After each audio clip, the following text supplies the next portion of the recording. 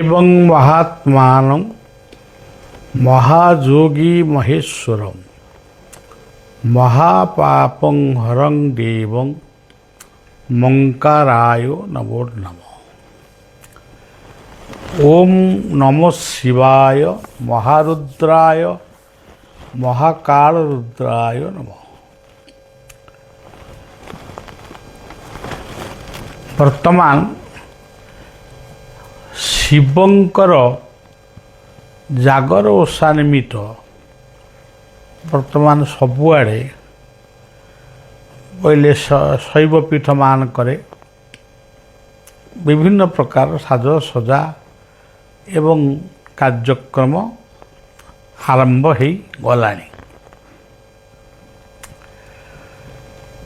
किंतु गुरु प्रेमी माने जो माने जीवन रे गुरु ग्रहण करिसंती सेमाने मने रखिबा उचित शिव होचंती निजे गुरु बा गुरु को आमे शिव रूप रे संबोधन करूछु। गुरु ब्रह्मा गुरु विष्णु गुरु देव महेश्वर ये कथा आमे कहूचु पढ़ुचु, किंतु कार्य आमे गुरु पूजा करूँ। गुरु पूजा सहित शिवंकर पूजा करिबा विधेय। गुरु शिष्य प्रत्येक दिन शिव मंदिर को जाती एवं गुरु प्रथमे शिवं को प्रणाम करती, शिष्य तापरे गुरु को प्रणाम करी तापर शिवं को प्रणाम करती। एटा प्रत्येक दिनर कथा थिला गुरु शिष्य भीतर।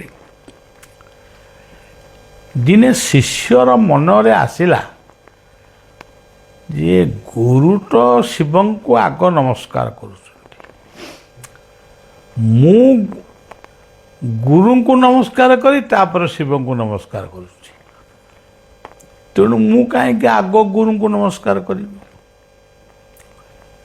तेणु सी प्रथमे से दिन शिवं को नमस्कार करी गुरु को तापरे नमस्कार कला।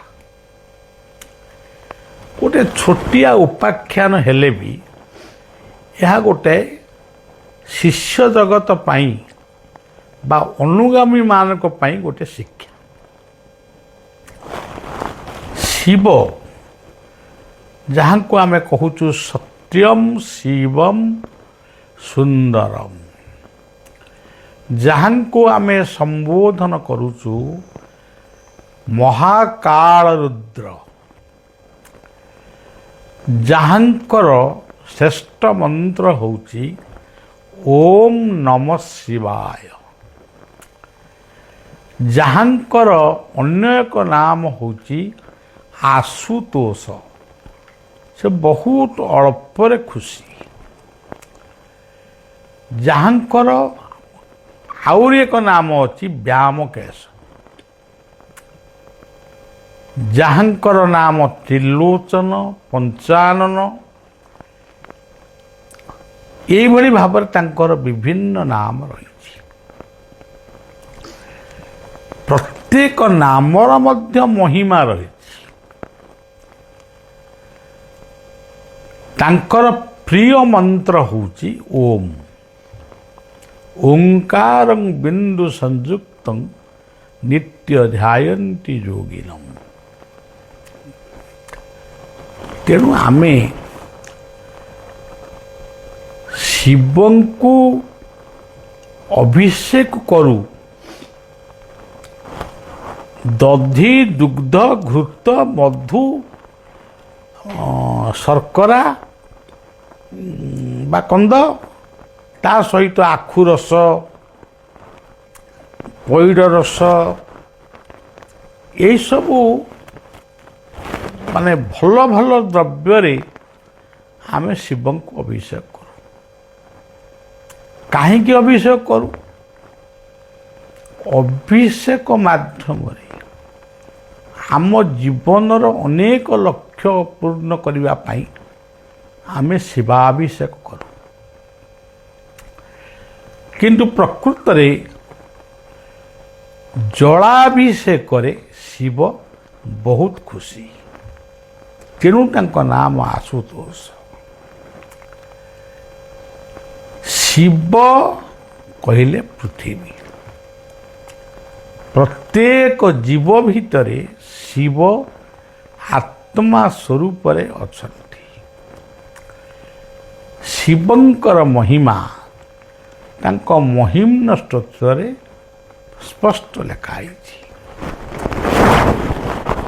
ଆଜି ବି ଭାରତବର୍ଷରେ ଅନେକ ଶୈବ ଦର୍ଶନର ସଦ୍ଗୁରୁମାନେ ଅଛନ୍ତି। ଶୈବ ଦର୍ଶନର ତତ୍ତ୍ୱ ଯୋଗ ଆସନ ଉପରେ ଶିକ୍ଷା ଦେଉଛନ୍ତି। ଭକ୍ତମାନେ ବା ଅନୁଗାମୀମାନେ ସେମାନେ ଭାବୁଛନ୍ତି ଯେ ବୋଧେ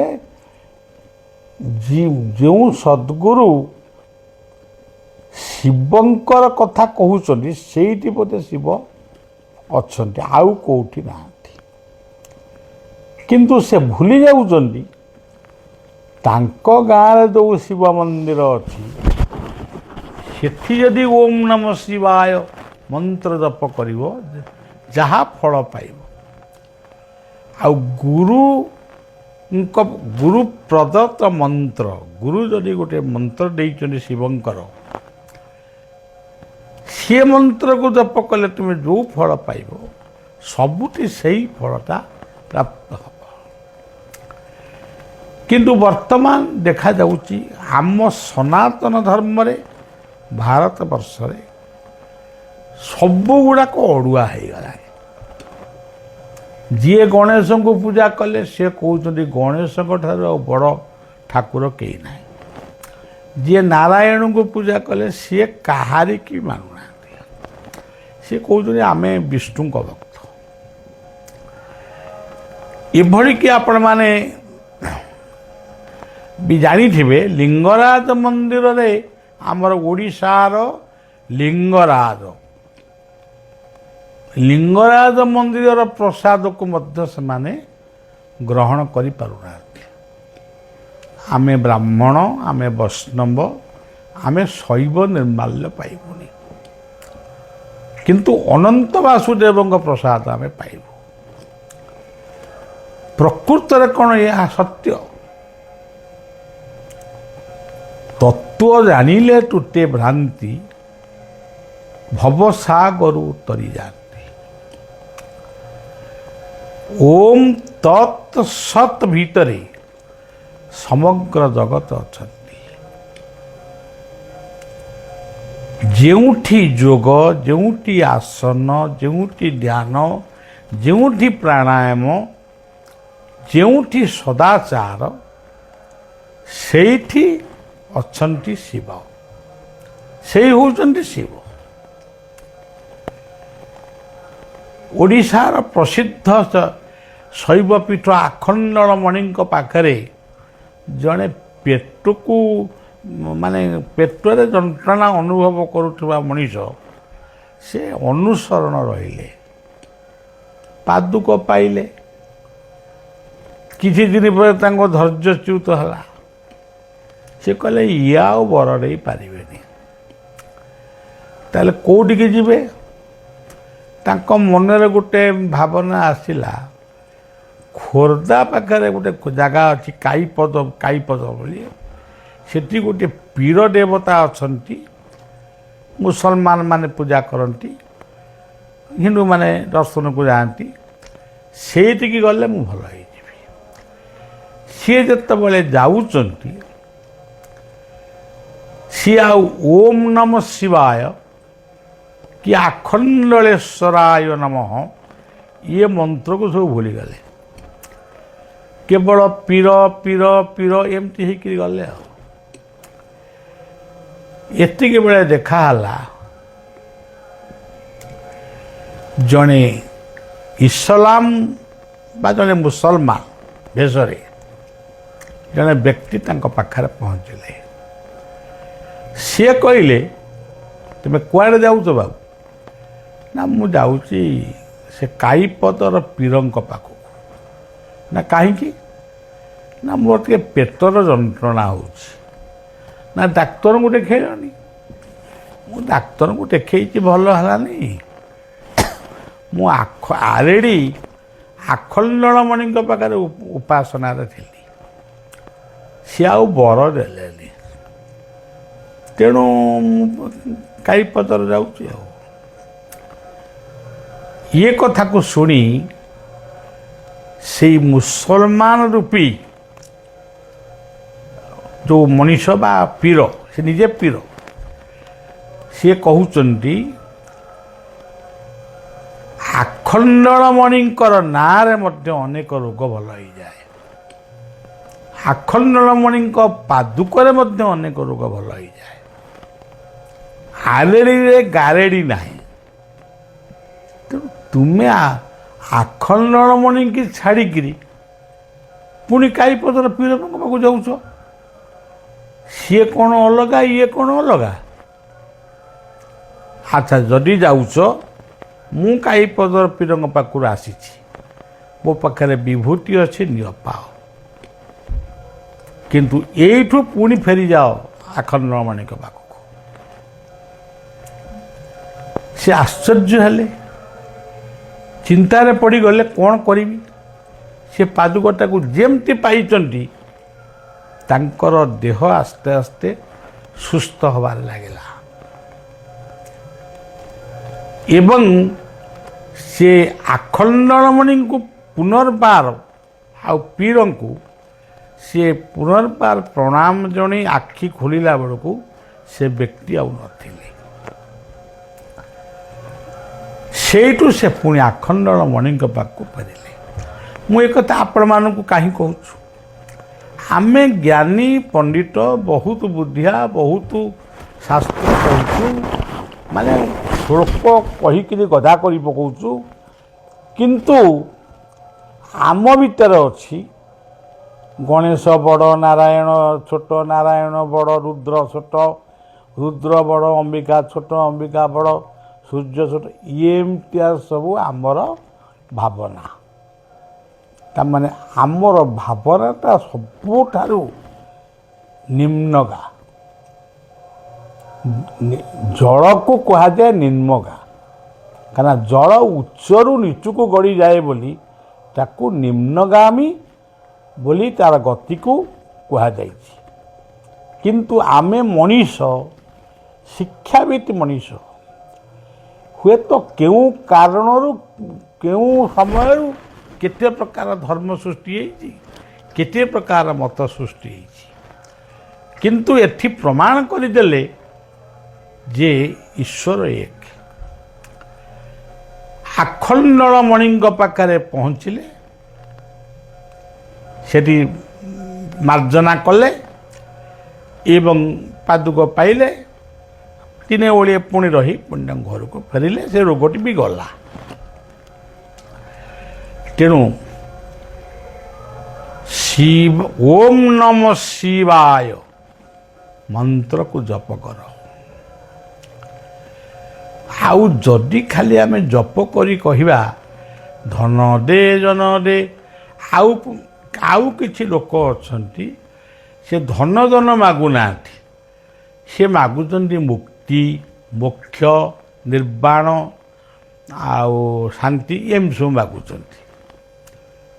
ପ୍ରକୃତରେ ତୁମେ ଯାହାଙ୍କୁ ଖୋଜୁଛ ସିଏ ତୁମ ଭିତରେ ଅଛନ୍ତି।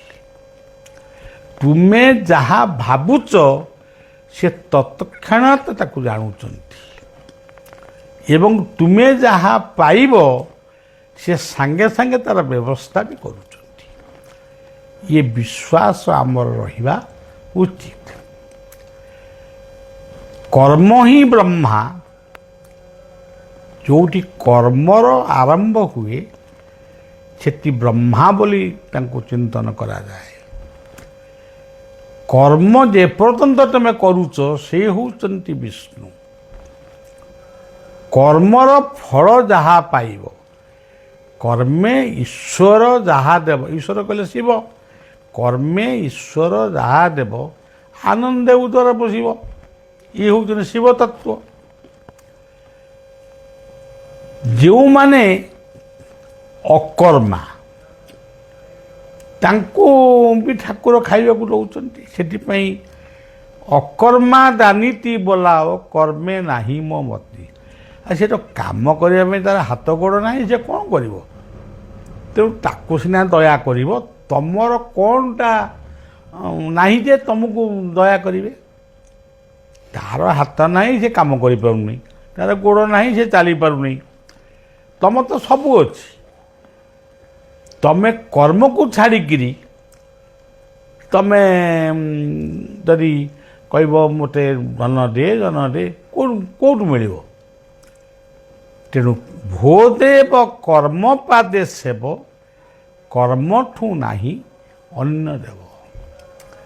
ଆପଣମାନେ ଏତିକି ମନେ ରଖନ୍ତୁ, ଯଦି ଆପଣଙ୍କ ବାଡ଼ିରେ ଗୋଟିଏ ଡିସିମିଲ୍ ମାଟି ଯଦି ଅଛି, ସେ ମାଟିରେ ଆପଣ ଯଦି ଫସଲ କରିବେ, ଶାଗ ବୁଣିବେ, ଆପଣ ସକାଳୁ ଶାଗ କାଟିକିରି ଭାତ ଖାଇବେ ବା ପଖାଳ ଖାଇବେ। ଯଦି ଆପଣ ସେଠି ମାର୍ବଲ ପକେଇକି ଗୋଟେ ଘର କରିବେ, ସୁନ୍ଦର ମାର୍ବଲ ଘର, ଅମୁକ ବାବୁଙ୍କ ଘର ମାର୍ବଲରେ ହେଇଛି, ସେଠି ଖଡ଼ା ବି ବଞ୍ଚିବନି, ବରଂ ଗୋଡ଼ କେତେବେଳେ ଖସିଯିବ, ତମେ ନିଜେ ଛୋଟା ହେବ। ଚାଷ ଅଛି ଯାହାର, ବାସ ଅଛି ତାହାର। ଆଜି ଚାଷୀମାନଙ୍କ ପାଇଁ ଭାରତ ଆଜି ସବୁଆଡ଼େ ଗୋଟେ ବିପ୍ଳବର ଧାରା ଛୁଟିଛି। ଖାଲି ଚାଷୀ। କିନ୍ତୁ ଯେତିକି ଚାଷୀମାନଙ୍କ ପାଇଁ ଆମ ବାବୁମାନେ ବ୍ୟସ୍ତ, ସେତିକି ଦୁର୍ନୀତି ବହୁତ ହେଉଛି। ତା ପାଇଁ ତ କେଉଁଠି ଅନଶନ ହେଉନି। ଦୁର୍ନୀତି ହଟାଅ। ଏମିତି ଗୋଟେ ପାଟିରେ ପଶି ଯାଉଛି, କହୁଛନ୍ତି ଦୁର୍ନୀତି ହଟାଅ, କିନ୍ତୁ ଦୁର୍ନୀତି ବାଟରେ ଅଛି। ଗୋଟେ କିରାନୀ ଚାକିରି କରିଥିବା ଲୋକ ଘରେ ଏତେ କୋଠା, ଏତେ ସୌଖିନ ଦ୍ରବ୍ୟ ଅଛି, ଆପଣମାନେ ଟିଭି ପରଦାରେ ବି ଦେଖିବାକୁ ପାଉଥିବେ। ତାପରେ ତ ଆହୁରି କେତେ ଇଞ୍ଜିନିୟର, କେତେ ଡାକ୍ତର, ଦେଖୁଥିବେ ଖାଲି ଟଙ୍କା ସୁନା ତାଙ୍କ ଘରେ ଗଦା ହେଇଛି। ବୈକୁଣ୍ଠ ଭିକାରୀ ଡାକେ ରଖ ଭଗବାନ, ଏବେ ବି ଭିକାରୀ ଡାକୁଛି ଭଗବାନକୁ, ମୋତେ ଖଣ୍ଡେ ରୁଟି ମିଳୁ।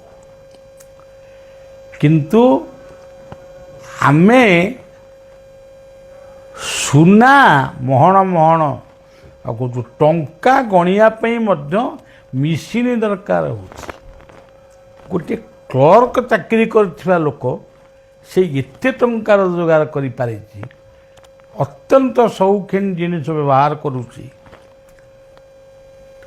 ତାହେଲେ ଧର୍ମଟା କେଉଁଠି ଅଛି? ସେଥିପାଇଁ କୁହାଗଲା ଭୋଦେବ କର୍ମ ପାଦେ ସେବ କର୍ମଠୁ ନାହିଁ ଅନ୍ୟ ଦେବ। ଏଇ ଦେଶ ପରାଧୀନ ଥିଲା। ଏଇ ଦେଶକୁ ସ୍ୱାଧୀନତା ଆଣିବା ପାଇଁ କେତେ ଫାଶୀ ଖୁଣ୍ଟରେ ଝୁଲିଗଲେ, କେତେ ଇଂରେଜୀର ଠୋ ଠା ଗୁଳିରେ ଟଳି ପଇଲେ। ଏଇ ଭାରତବର୍ଷ 100 ବର୍ଷ ତାର ସ୍ୱାଧିକାର ପ୍ରାପ୍ତ ହେଇନି, 100 ବର୍ଷ ପୁରିନି। କିନ୍ତୁ ଆଜି ଦୁର୍ନୀତିର ଗନ୍ତାଘର ହେଇଯାଇଛି। ସରକାର ଭଲ କଥା କହୁଛନ୍ତି, ପ୍ରଶାସକ ଭଲ କଥା କହୁଛନ୍ତି, ସବୁ ସରକାର, ଯେଉଁ ସରକାର ଯେତେବେଳେ ଆସିଲେ ସମସ୍ତେ ଦୁର୍ନୀତି ମୁକ୍ତର କଥା କହୁଛନ୍ତି, କିନ୍ତୁ ଦୁର୍ନୀତି ହଟିଛି କି? ଆଉ ଯେଉଁମାନେ କହୁଛନ୍ତି ଦୁର୍ନୀତି ହଟାଅ, ସିଏ ନିଜେ ଦୁର୍ନୀତି ମୁକ୍ତ କି? ନିଜକୁ ପଚାରନ୍ତୁ।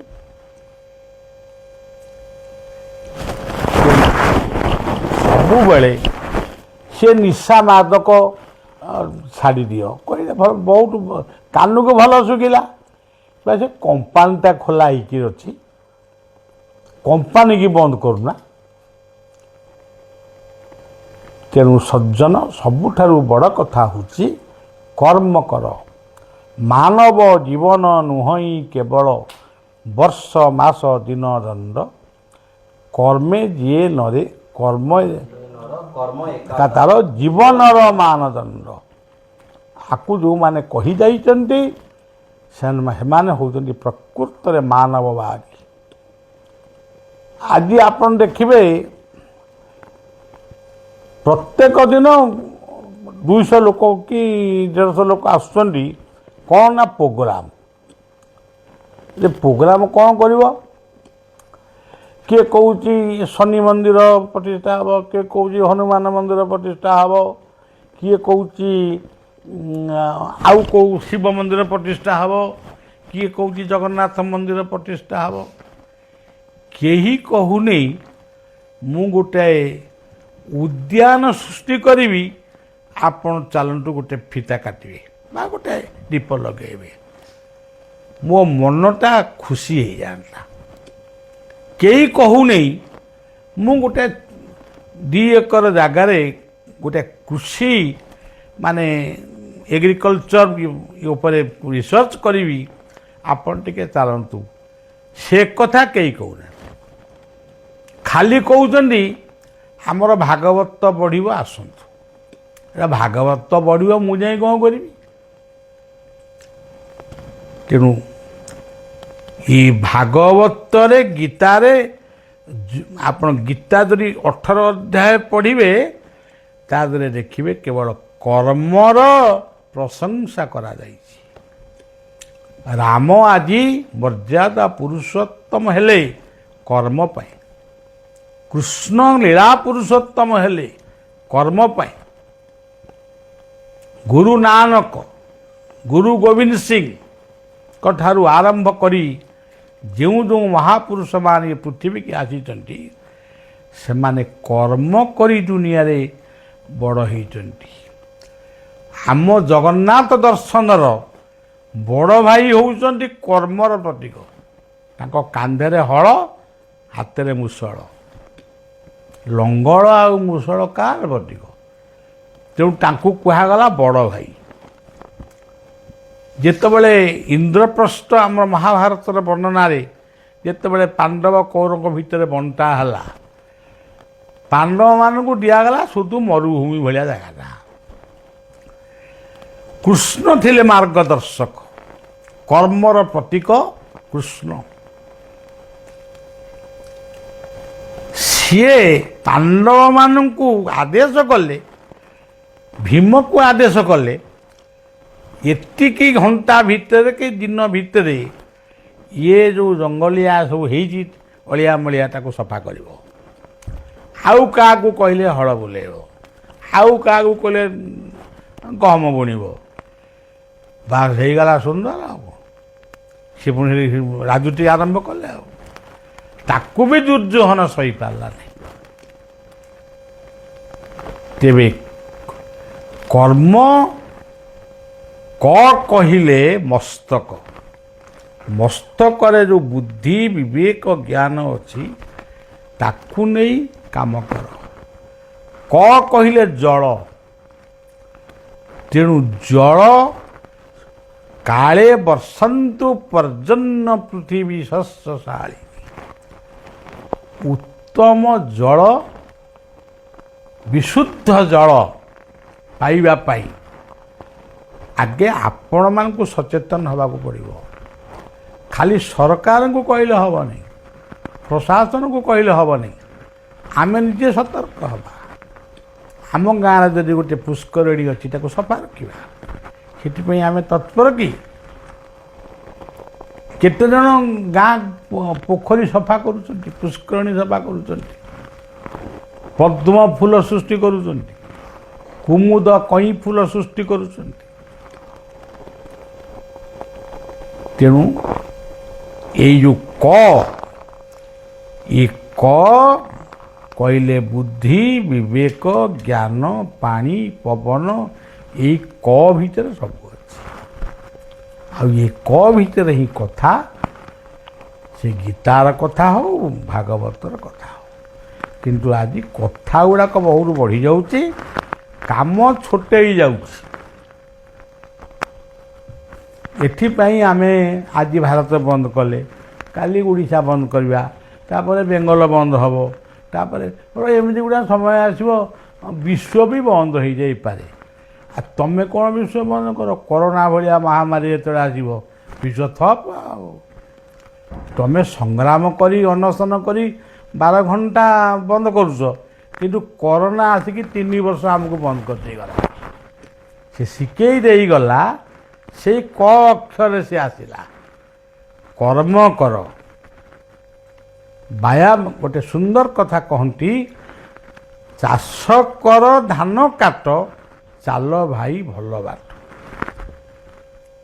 ଏଇ କଥା ଭିତରେ ଚାଷ କର ଧାନ କାଟ, ଚାଲ ଭାଇ ଭଲ ବାଟ, ଏଇ କଥା ଭିତରେ ଆମର ଜାଗର ଓଷା ଅଛି, ଆର ଭିତରେ ସବୁ ଅଛି। ଆଉ ସେଇ କଥାକୁ ବଳିଆ ସବୁବେଳେ ଭାବେ। ଆଉ ତେଣୁ ଆପଣମାନେ କର୍ମବୀର ହୁଅନ୍ତୁ, ଶିବ ଖୁସି ହେବେ। କର୍ମ ପାଇଁ ଉଜାଗର ଉପାସନା କରନ୍ତୁ। ଆଉ ରାତି ଅନିଦ୍ରା ହେଇକି ସକାଳୁ ଘୁମେଇବେ, ସେମାନେ ଲାଭଟା କ'ଣ ହେଲା? ରାତି ଯାକ ତ ଅନିଦ୍ରା ହେଲେ, 12 ଘଣ୍ଟା ଅନିଦ୍ରା ହେଲେ, 12 ଘଣ୍ଟା ଶୋଇଲେ। ତେଣୁ ମାନେ ଦୁଇଟା ଯାକ କଥା ପୁରା କଟିଗଲା। ତେଣୁ ଉଜାଗର ହୁଅନ୍ତୁ, ସଂଯମତା ପାଇଁ, ଶୃଙ୍ଖଳା ରକ୍ଷା ପାଇଁ, ଭଲ ମଣିଷ ହେବା ପାଇଁ, ଭଲ ପରିବାର ଗଠନ କରିବା ପାଇଁ। ତାହେଲେ ଜୀବନ ଶାନ୍ତି ପାଇବ, ଆନନ୍ଦ ପାଇବ, ସବୁ କିଛି ପାଇବ। ତେଣୁ ଆମେ ଗୋଟେ ଖାଲି ରାଜନୀତି ଭଳିଆ ଗୋଟେ ଶବ୍ଦକୁ ବ୍ୟବହାର କରି ଏଇଟା ରାଜନୀତି, ଏଇଟା କଲେ ଆମ ମାନେ ଭୋଟ ପାଇବୁ, ସେଇଟା କଲେ ଆମେ ଭୋଟ ପାଇବୁ। କେହି ମଣିଷ ଆଉ ନିର୍ବୁଦ୍ଧିଆ ନାହିଁ ଯେ ତୁମେ ଯାହା କହିବ ଭୋଟଟା ମିଳିବ। ଭୋଟରେ ଦେଶ ଗଠନ ହେବନି, ଦେଶ ଗଠନ ହେବ ସଚେତନତାରେ। ତେଣୁ ଗଣତନ୍ତ୍ରକୁ ସମ୍ମାନ ଦେବାକୁ ପଡ଼ିବ। ତେଣୁ ଆଜିର କଥା ସେଇ ଶିବଙ୍କର ଦେବ ମହାଦେବଙ୍କ ପାଦ ତଳେ ଆପଣମାନଙ୍କୁ ମୁଁ ନିଜେ, ମୋ ଦେଶକୁ, ମୋ ରାଜ୍ୟକୁ, ମୋ ପୃଥିବୀକୁ ମୁଁ ସମର୍ପଣ କରି ସମସ୍ତ ସଦ୍ଗୁରୁମାନଙ୍କୁ ପ୍ରଣାମ ଜଣାଇ ସମସ୍ତଙ୍କର ଶାନ୍ତି କାମନା କରି ରହୁଛି। ଓମ୍ ଶାନ୍ତି ଶାନ୍ତି ଶାନ୍ତି।